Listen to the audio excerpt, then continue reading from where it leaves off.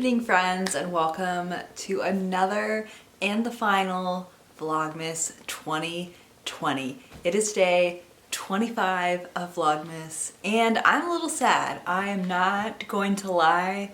I am really sad that this is over, but I'm also extremely grateful to have you watching, and if you are a returning watcher, if you have subscribed to my channel, if you have commented or sent me messages on Instagram or mentioned me in your story, honestly, thank you so much from the bottom of my heart. It has been an incredible month. I feel like I'm just so excited for 2021, and I have so many creative ideas for videos, and it's just going to be a great year. And I think that's the one thing that's helping me get past my sadness that Vlogmas is ending and Christmas is ending, and we just gotta move forward.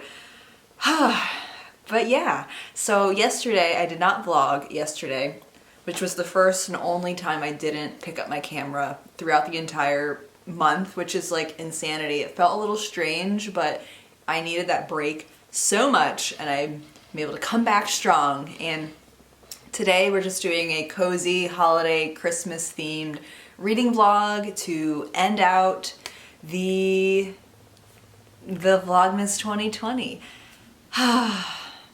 Today, this morning, this afternoon, I finished One Day in December by Josie Silver. I feel like this is like the third video I've mentioned it because I needed some time to read it and finish it and just fully absorb and escape into the story, and boy, did I escape. And I don't want to go into details, obviously, about the plot and things, because I feel like if I go into details, I will spoil things, and I don't want to do that if you do want to read the book. But I will say that I was completely enthralled in the story, and it really helped me escape just the chaos around me and just to kind of fall into the romance and the love story. I really enjoyed it, and I really enjoyed the characters as well. I think that's another thing to point out in books without kind of spoiling it. Some things that I would have liked better is kind of the descriptions of London, because the book is based in London, and when you kind of put that in the plot or in the summary, you kind of have expectations of like these great descriptions and really picturesque descriptions of the city. And I've been to London and I love London so much, so I was really excited that it was going to be based in London. And I feel like the descriptions and scenery of the geography or like the city just wasn't what I expected, so I feel like that could have been better. The writing was like good, but it wasn't, you know, the best writing I've ever read. I feel like I need to be more critical with my reviews. I'm getting better with that, because I feel like I don't want to be that person that's like, I love this book, it was great, and there's nothing wrong with it, because I feel like every book has things that could be tweaked or things that need to be talked about, you know, so I don't want to say that I loved it and that's it, because I really loved it. I really loved the story and just getting swept away. That was the intention of the author as well, to kind of have a book that allowed the reader to kind of get swept away and experience the charm, and she achieved that. But yeah, I finished that book actually when I was eating lunch today, and I don't know if saying I cried will spoil anything, but I will say that I cried at the end. I think I'm a like closeted romantic sap, because whenever I tell people that I'm into like romance books, like people that are close to me, they're kind of taken aback, because I kind of have a hard front of being kind of a cynic and a practical person, and when I tell people that I actually kind of enjoy love stories and romance and, you know, stuff like that, they kind of they don't expect that out of me. So you heard it first. I'm kind of into romance, and I've never really read romance books either, because I just kind of was pulling this front of like being hard and stern and not into that, but secretly I am, and I think allowing myself to explore that side of me of what I enjoy through books is something that's really allowing me to just to really fully express myself and be content with my passions and what I enjoy, which I think is really important. Some other things that I wanted to mention about the book that I really enjoyed was that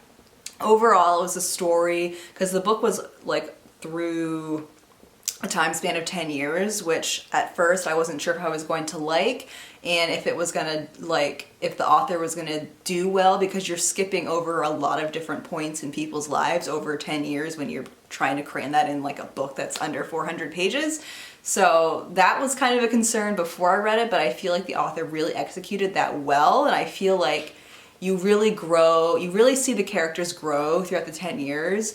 And it explores not only just romance and romantic relationships, but it explores platonic relationships, because there's Lori and her best friend Sarah, so you kind of get their relationship is really much part of the story, as well as Lori and the love story around Lori. So that was really interesting, and just seeing the characters grow, because it's like a 10-year time span, and also the main character is in her 20s, so I feel like as somebody who just turned 30 this year, I think that was another thing I really enjoyed with the book, because I really identified and related to growing through your 20s, and that is something that you definitely see within this book. And at the end, you just really are happy to see where the characters end up after this 10-year time span, when they are like 20 to when they're 30. So I really enjoyed that. And I think another theme that I really liked was that it explores honesty and integrity and authenticity, in the sense that a lot of the characters, and I think this is something we all go through as we grow up, especially in our 20s, we go after things that we think we want, and then once we get what we think we want, we end up realizing that's not what we really wanted, and we kind of battle, you know, with staying kind of in that zone of, oh, this is what I think I want, this is what people think of me, I'm just gonna stay with this, versus what we really want. And that was like a big theme in the book with the main character. She was kind of chasing after this life that she thought was the right route for her, or what she should have done, versus her heart. So there was like a big head versus heart theme in there as well. And I mean, I can definitely relate to that. It's like, should I go down this path where I think it's right for me, but I don't think it's gonna make me happy, versus this route where it doesn't seem like the practical route, but that's what's really calling me. So I really loved how the author kind of played with that theme, because I think that is so relatable as human beings. What you see in the characters as they grow through their 20s, they kind of shift from what they think they want and what society wants for them, and they kind of morph into that route of what they really want, and what their version of happiness is, which I just really, really enjoyed exploring that theme in the book. So that was One Day in December. Highly recommend it if you want to read a Christmas book after Christmas, since this video is up on Christmas, or if you can get your hands on the ebook on Christmas, you could probably definitely start reading it on Christmas. So highly recommend. I give it a 4 out of 5 stars. So after I finished that, oh, it's another bookish video, which I absolutely love. So procrastinator here, and I'm becoming more in tune with accepting that I am a procrastinator, especially when it comes to Christmas and buying gifts. So George and I went last minute Christmas shopping today. As I've said, this is not the first time I've gone out on Christmas Eve to go shopping. You know, whatever. So we ended up going out. I was kind of content where I was in terms of my shopping. I'm not going to see my family this year, and whenever I do get a chance to see them, I'll have, you know, more time to finish shopping for them, because there was like some gift cards I wanted to get and stuff like that. But we ended up going to Walmart, and the line was too long and we were like, not worth it. So then we ended up going to Barnes & Noble. I feel like whenever I do a reading vlog, I just somehow end up at a bookstore, and I swear it is not intentional. I guess that is just the universe kind of steering me in the bookish direction. So when I feel the call, I must answer. But we were kind of in that general shopping area where there was a Barnes & Noble. We went there, and obviously I vlogged it, so I'm just gonna put those clips in here as well. And then after we went to Barnes & Noble's, we stopped at Target, which was kind of a fail. George was able to get some stuff, but I didn't buy anything today because I kind of just finished my Christmas shopping. You know, I'm content with where I was, and that's fine. I'm gonna put the clips in of us going to Barnes & Noble's and then Target, and then we can move on to our evening portion of this vlog.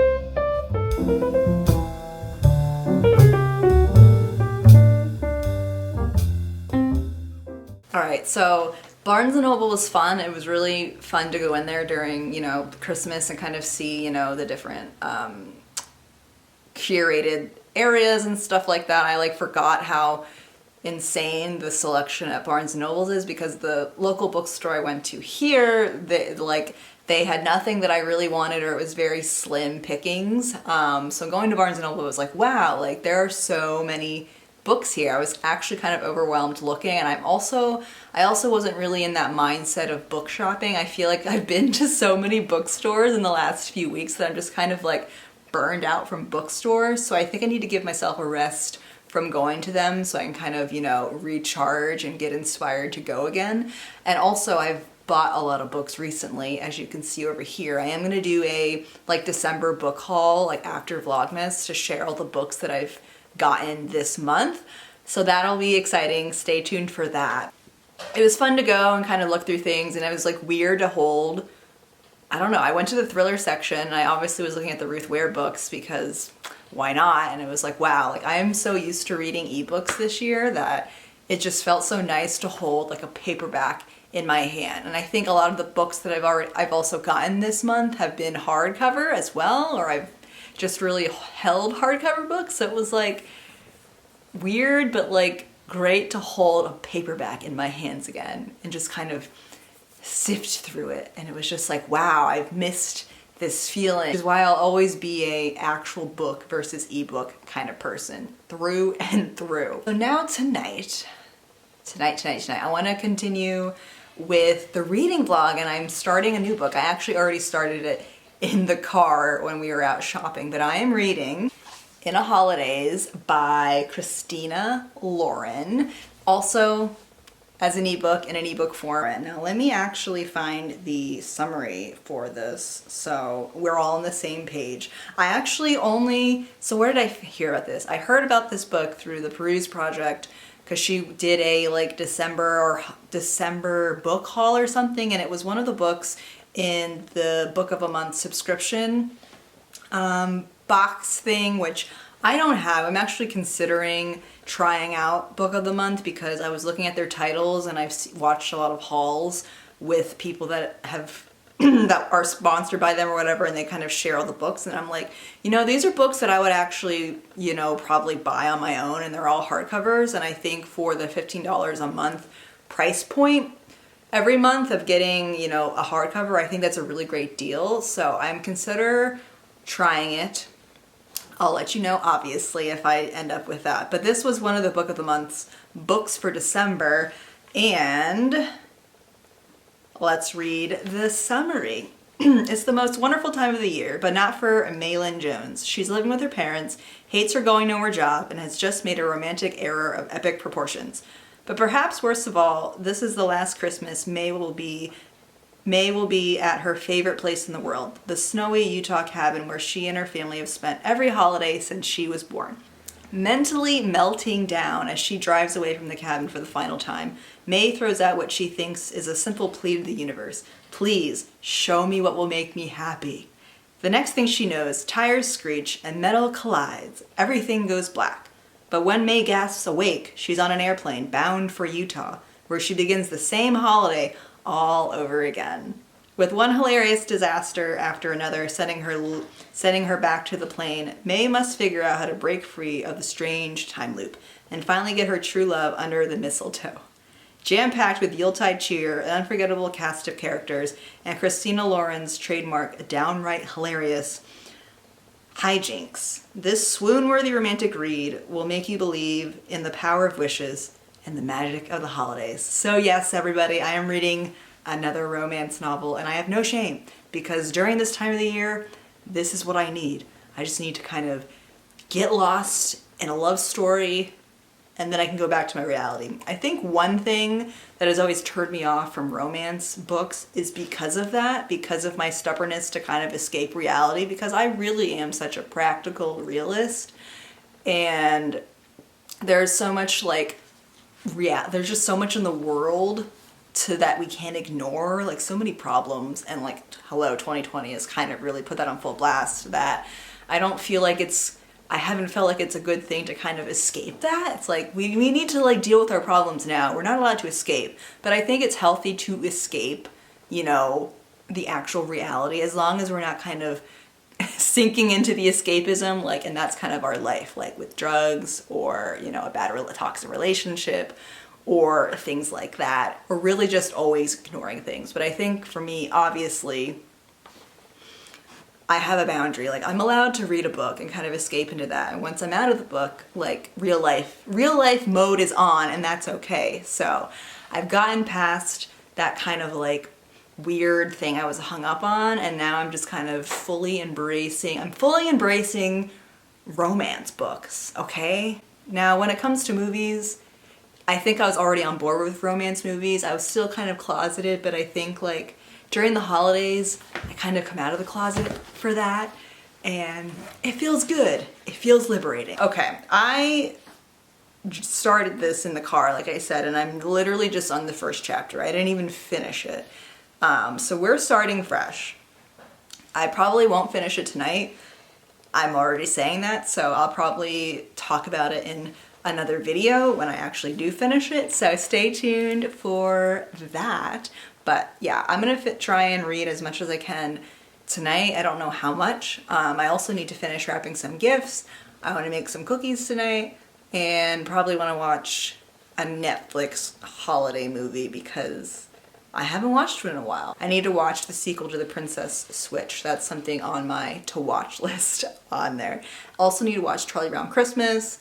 Plus I have tomorrow, Christmas, to kind of watch everything that I haven't watched, and also finish in a holidays. That's kind of my goal, is to finish in a holidays tomorrow, and I have all day to do that. So I think if I get a good chunk in tonight, I'll be able to kind of breeze through that tomorrow and have a nice little holiday